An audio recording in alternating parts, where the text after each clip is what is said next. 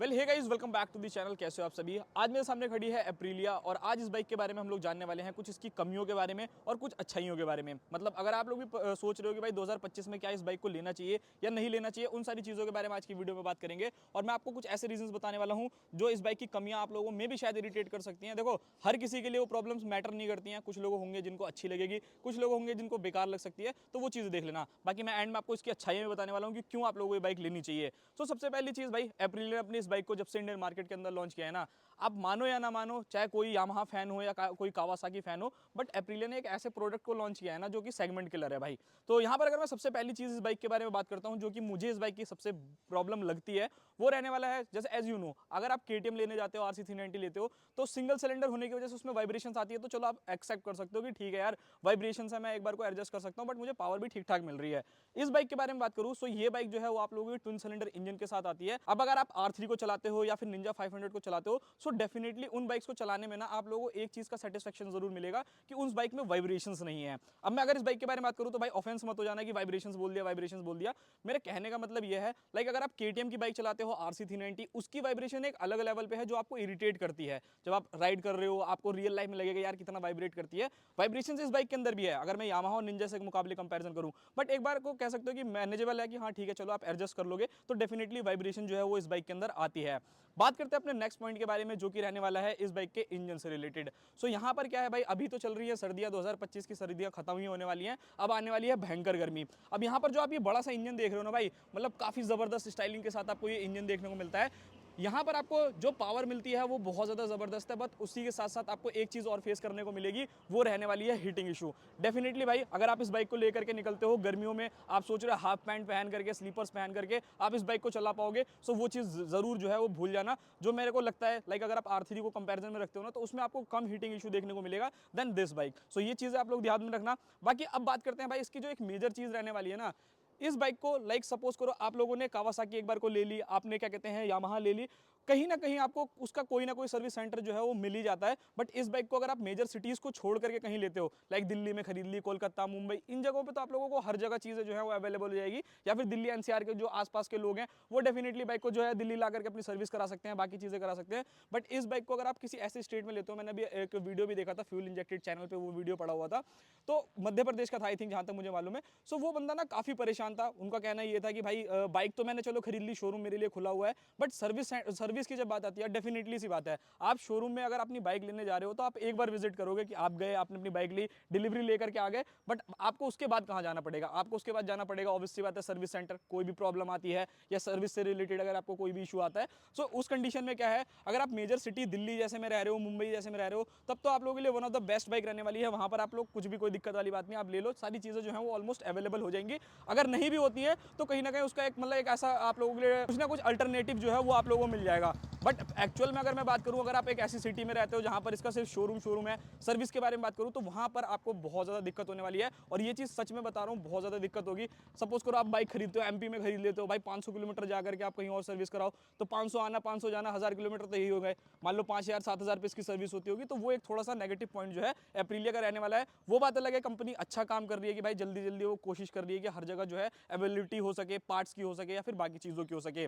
बात करते हैं हम नेक्स्ट पॉइंट के बारे में। सपोज आप इन फ्यूचर अपनी बाइक को परचेज कर लेते हो और भाई आपको कोई भी एसेसरी लगवानी है, तो सबसे पहली चीज मैं आप लोगों को यहाँ पे बता देता हूँ, लाइक जैसे मैं भी हूँ भाई, मेरे पास R15 में ऑब्वियसली यूज करता हूँ, तो मैं इतना ज्यादा सोचता नहीं हूँ कि मेरे को ये लगवाना है वो लगवाना है, या कुछ भी चीजें जो है वो लगवा लेते हैं। महंगी है वो भी बाइक डेफिनेटली, बट इस बाइक के बारे में बात करूँ, एक्चुअली में भाई ये बाइक लगभग आप लोगों को 5 लाख रुपए मान करके चल सकते हो, मिल जाती है। अब अगर आप कहीं यहाँ पर सोचो, जैसे इसके अंदर हैजार्ड लाइट वाला फीचर नहीं आता आप लोगों को, अब अगर आपने ये सोचा कि भाई मैं हैजार्ड लाइट चलो कंपनी से लगवा लेता हूँ, सबसे पहली चीज तो वो लगेगी नहीं। दूसरी चीज, अगर आप लोग आफ्टर मार्केट लगवा लेते हो ना, तो उस कंडीशन में इस बाइक की एसेसरीज बहुत ही ज्यादा महंगी पड़ने वाली है। जैसे कि अगर आप क्विक शिफ्टर के बारे में बात करूं, अब इस बाइक के अंदर स्टैंडर्ड अगर आप क्विक शिफ्टर देखोगे डेफिनेटली आप लोगों को नहीं मिलता। अब आप सोचते हो कि मैं बाहर से लगवा लेता हूं, तो सबसे पहली चीज एक तो वारंटी अवॉइड हो जाएगी, सबसे पहली चीज आप लोगों के लिए ये लॉस रहने वाला है। और अगर आप चलते हो कि चलो यार कोई दिक्कत नहीं, मेरे को तो क्विक शिफ्टर लगवाना ही है, मैं सर्विस में क्या कहते हैं मैं ऑफिशियली कंपनी से लगवा लेता हूं, तो वो लगभग भाई 20,000 रुपए का कॉस्ट करेगा। करेगा। तो इस चीज़ को आप अपने दिमाग में ज़रूर बिठा के रखना कि ये बाइक देखने में 500 सीसी की है, बट सुपर बाइक वाले खर्चे जो है वो डेफिनेटली रहने वाले हैं इस बाइक के। अब भाई अगर एक चीज़ के बारे में मैं और बात करता हूँ, देखो वैसे तो अगर इंडियन मार्केट को देखोगे तो स्पोर्ट्स बाइक जो होती है ना, अगर आप बाहर की कंपनीज को देखोगे तो वो रियर सीट ऑफर ही नहीं करती, क्योंकि उन्हें पता है कि यार मोस्टली ऑफ द टाइम जो बंदा रहता है ना वो मेन उसको चलना होता है। बट अगर आप इस बाइक को ऐसा सोच रहे हो कि यार मैं पिलियन को भी बिठा करके लेकर के जा सकता हूँ, तो सबसे पहले इसकी सीट देख लो, सिर्फ और सिर्फ एक बित्ते में खत्म हो जाती है। तो यहाँ अगर मैं पिलियन सीट के कंफर्ट के बारे में बात करूँ, कोई भी कंफर्ट नहीं मिलने वाला। हाँ, अगर आप छोटी मोटी राइड करना चाहते हो 50 किलोमीटर, 20 किलोमीटर, 10 किलोमीटर, तो वो तो पॉसिबल है। बट अगर आप लोग लॉन्ग राइड्स पे लेकर के इस बाइक को चले जाओ अपने पिलियन के साथ ना, आप तो डिस्कंफर्ट हो गए ही होगे, वो बंदा जो रहेगा वो तो डेफिनेटली होगा ही होगा। तो ये चीज़ आप लोग जरूर याद रखना। बाकी अगर मैं इस बाइक के वेट के बारे में बात करूँ तो देखो भाई, खड़ी खड़ी बाइक जो भी रहती है, कोई सी भी हल्की से हल्की भी रहे ना, तो आप इजीली जो है उसको मैनेज कर सकते हो, ऐसा कोई दिक्कत नहीं होती आप लोगों को। सो अगर मैं इस बाइक के बारे में बात करूँ, ये ओवरऑल वेट करने वाली है आपको 175 kg का अराउंड। सो यहाँ पर अगर वेट देखोगे ना, तो इसके सेगमेंट में लाइक R3 के बारे में बात करूँ या निंजा के बारे में बात करूँ, वो आपको 174 kg का अराउंड वेट करती है। और अगर आप R3 पे चले जाओगे, शायद आई थिंक 163 या 168 के आसपास में कहीं वेट करती है, वो मैं यहाँ पे लिख दूंगा, आप लोग देख लेना भाई अपने हिसाब से। तो थोड़ी सी आप लोगों को भारी जो है वो डेफिनेटली बाइक लग सकती है। और लास्ट जो एक रीजन रहने वाला है, सपोज अगर आप लोग भाई एक लॉन्ग राइड्स पे लेकर के जाते हो इस बाइक को, डेफिनेटली देखो आपको भी नहीं पता होता कि भाई आप लोग अगर ट्रिप पे जा रहे हो, क्या चीज़ें आप लोगों के साथ अच्छी होंगी, क्या चीज़ आपको के साथ बुरी होंगी। इन केस अगर आप लोगों को इस बाइक से ऑफ रोडिंग करने को मिल गया ना, तो देखो छोटे मोटे ब्रेकर्स पे या छोटे मोटे गड्ढे में से तो ये निकल जाएगी, जो नॉर्मली बेसिकली छोटे छोटे होते हैं। बट अगर इस बाइक को हैंडमेड ब्रेकर्स के ऊपर से निकालने की कोशिश करोगे, तो भाई उस कंडीशन में जो है वो डेफिनेटली लगने के चांसेस जो है वो इंक्रीज हो जाते हैं। सो यहाँ पर अगर आप ऑफ रोड कैपेबिलिटीज के हिसाब से सोच रहे हो ना कि थोड़ा बहुत ज़्यादा निकाल लूंगा या कर लूंगा, तो भाई वहाँ पर चीज़ें जो है वो थोड़ी बहुत डैमेज होने के चांसेस जो है वो इंक्रीज हो जाते हैं। तो ये कुछ ऐसे रीजंस हैं जिसकी वजह से आपको एप्रिलिया को जो है अवॉइड करना चाहिए। बट इनमें से कुछ ऐसी चीज़ें भी हैं, वो हो सकता है कि कुछ चीज़ें ऐसी हो जो कि आप लोगों के लिए मैटर ना करती हो, जैसे कि सीट कंफर्ट देख लो। अब आप में से कुछ बंदे ऐसे होंगे जो कहते होंगे भाई मुझे सिंगल ही चलानी है, तो आपको उससे मैटर नहीं करता। तो वो सारी चीज़ें हैं। अब बात करते हैं भाई इस बाइक के आने वाले फीचर्स के बारे में कि क्यों आप लोगों को ये बाइक परचेज करनी चाहिए, तो उन सारी चीज़ों के बारे में बात करते हैं। सो भाई अब सबसे पहला जो रीजन रहने वाला है, आप R3 देख लो, आप निंजा 500 देख लो। R3 का देखो जो नया वाला लुक आया है वो डेफिनेटली बहुत अच्छा है, इंटरनेशनल मार्केट में जो लॉन्च हुआ है। बट लुक्स के बाद में अगर मैं बात करूँ ना, जो सबसे पहली चॉइस आप लोगों की रहेगी, भाई इस बाइक से बेटर लुक्स आपको कोई ऑफर नहीं करने वाला। पूरी की पूरी भाई जो एप्रिलिया की RS 660 आती है ना, पूरी की पूरी उसी से इंस्पायर आप लोगों को बाइक देखने को मिलेगी। आप फ्रंट लुक देख लो, आप साइड लुक देख लो, इवन अगर आप पीछे से भी देखोगे ना, कोई कमी जो है इस बाइक में नहीं रहने वाली। तो सबसे पहला रीजन रहने वाला है लुक्स, और लुक्स कहीं ना कहीं मैटर करता है। आप सपोज करो ये बंदा कोई बाइक लेकर के जा रहा है, आपने पहली नजर में देखा तो भाई आपको प्यार होगा, नहीं यार बाइक बहुत अच्छी लग रही थी। तो ये जो चीज है ना वो आप लोगों के लिए सबसे ज्यादा मैटर करती है। सेकंड चीज के बारे में बात करते हैं जो इस बाइक की बहुत ज्यादा जबरदस्त रहने वाली है, वो रहने वाला है ये इंजन। अब भाई एप्रिलिया ने क्या डिजाइन किया है, क्या सोच करके डिजाइन किया है, यामाहा के सर्विस सेंटर में घूमे या कहाँ घूमे मुझे नहीं मालूम। ये बाइक जो आप देख रहे हो 457 सीसी का ट्विन सिलेंडर इंजन के साथ आती है, और आप लोगों को लिक्विड कूल्ड ऑफरिंग करती है। बाइक के अंदर जो आपको पावर मिलती है लगभग 47 bhp के आसपास का पावर, और 43.5 न्यूटन मीटर का टॉर्क जनरेट करती है।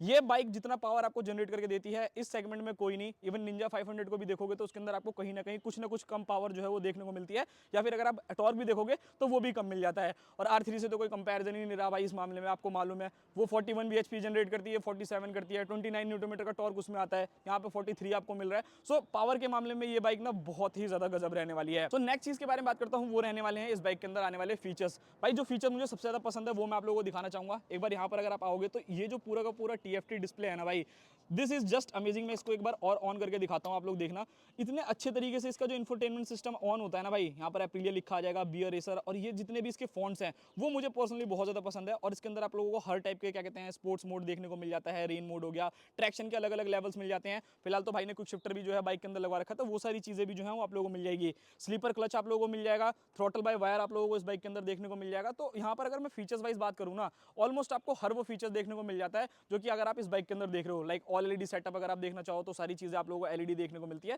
तो ये चीजें जो है वो काफी ज्यादा मुझे पसंद है। बात करता हूँ नेक्स्ट चीज के बारे में, वो रहने वाले हैं इस बाइक के अंदर टायर। अब अगर आप R3 को देखते हो तो भाई उसके अंदर आपको 110 सेक्शन का फ्रंट टायर और 140 सेक्शन रियर टायर मिलता है। बट इस बाइक के अंदर एक चीज मुझे काफी अच्छी लगती है। तो यहाँ पर अगर आप टायर देखते हो तो भाई आपको 150 सेक्शन का जो है वो टायर मिल जाता है, जिससे अगर आप लोगों को लीन करना हो, कॉर्नरिंग करना हो, वो इजीली जो है वो आप लोगों के लिए एक्सेसिबल है, कोई दिक्कत वाली बात नहीं है, वो कर सकते हो। और फ्रंट में अगर आप देखते हो तो वहां पर आपको 110 सेक्शन का टायर देखने को मिलता है। बात करते हैं अपने नेक्स्ट पॉइंट के बारे में, जो कि रहने वाला है सस्पेंशन। अब भाई आप अपना बजट बना करके सपोज कावासाकी की निंजा 500 खरीद के भी लेकर के आ जाते हो, उस बाइक के अंदर आपको यूएसडी सस्पेंशन ऑफर नहीं करती कंपनी, उसके अंदर आपको सिर्फ और सिर्फ टेलीस्कोपिक सस्पेंशन मिलते हैं। बट इस बाइक के अंदर आप लोगों को स्टैंडर्ड जो है वो यूएसडी सस्पेंशन देखने को मिलेंगे, जिनका कंफर्ट वाइज ठीक है, बहुत ज्यादा बढ़िया है, और इसमें आपको एक एडजस्टमेंट भी मिल जाती है। वो आप खुद नहीं कर सकते, बट कंपनी से अगर आप अपने अकॉर्डिंग करवाना चाहो तो वो सारी चीजें जो है वो करवा सकते हो। और रियर में अगर आप चेकआउट करोगे तो भाई आप लोगों को मिल जाता है मोनोशॉक एब्जॉर्बर। सो यहाँ पर अगर आपको इसको भी एडजस्ट करने का मौका मिलता है, या अगर आपको जरूरत पड़ती है तो आप वो सारी चीजें भी जो है वो कर सकते हो। सो भाई अगर मैं नेक्स्ट पॉइंट के बारे में बात करता हूँ, वो रहने वाली है इस बाइक की ब्रेकिंग। फ्रंट में अगर आप देखते हो तो 320 mm की फ्रंट डिस्क, और रियर में अगर आप जाते हो तो 220 mm की रियर डिस्क आप लोगों को देखने को मिल जाती है। अगर मैं बात करूं नॉर्मल अदर बाइक से, सो यहाँ पर अगर आप कावासाकी के मुकाबले देखते हो ना, तो ये 10 mm आपको बड़ी मिलती है और 4 पिस्टन कैलिपर्स के साथ आती है। तो ब्रेकिंग वाइज भाई बहुत ही ज्यादा बेहतर रहने वाली है। यहाँ पर आपको कोई भी दिक्कत जो है वो फेस करने को नहीं मिलेगी। रियर वाली तो सेम ही है, जो उसमें आप लोगों को कुछ खास डिफरेंस नहीं मिलेगा, बाकी डुअल चैनल एबीएस और बाकी चीजें जो है वो आप लोगों को मिल ही जाती हैं। अब बात करते हैं लास्ट पॉइंट के बारे में। यही एक ऐसा प्राइस पॉइंट है जिसपे अगर आप लोगों को इस बाइक की कुछ कमियां भी दिखती है ना, तो वो भी आप भूल जाओगे। ऐसा मैं क्यों कह रहा हूँ, कावासाकी निंजा को अगर आप लोग लेने जाते हो तो वो आप लोगों को 6 लाख रुपए में ऑन रोड करने वाली है। अब 6 लाख रुपए एक ऐसा प्राइस पॉइंट है ना, इसमें अगर आप लोग थोड़े से पैसे 50-60 हजार रुपए भी मिला दोगे ना, आपको Z900 जैसी बाइक्स मिल जाएंगी, जिसका पावर का तो भाई कोई तोड़ ही नहीं है। तो वो चीज रहने वाली है। सो यहाँ पर अगर आप इस बाइक को देखते हो, तो ये बाइक को अगर आप लोग देखते हो तो भाई ये यहाँ पर प्राइस में कैसे खड़ी होती है, ये सिर्फ और सिर्फ आप लोगों को 4.96 लाख रुपीज में ऑन रोड दिल्ली में मिल जाती है। अब भाई देखो एसेसरीज और बाकी चीजें हटा करके मैं बता रहा हूँ, एक्जैक्टली सिर्फ इस बाइक का प्राइस बता रहा हूँ। इवन अगर आप R3 को भी देखते हो, 5,34,000 रुपए में आप लोगों को ऑन रोड पड़ेगी। मतलब जितना उसका एक शोरूम है ना, उसके आसपास में जो है डेफिनेटली आप लोगों को ऑन रोड में मिल जाती है। तो वो सारी चीजें जो है ये ध्यान में रखना। बाकी यही था पूरा का पूरा ओवरऑल वीडियो की क्यों आप लोगों को ये बाइक लेनी चाहिए थी और क्यों नहीं लेनी चाहिए। आई होप आप लोगों को वीडियो पसंद आई होगी। मिलते हैं किसी नेक्स्ट वीडियो में, तब तक के लिए बाय बाय।